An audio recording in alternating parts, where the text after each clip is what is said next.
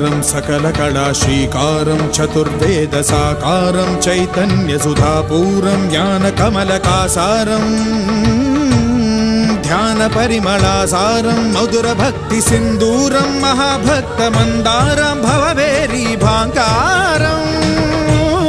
हृदयशङ्खहूङ्कारं धर्मधनुष्ठङ्कारं जगद्विजयझङ्कारं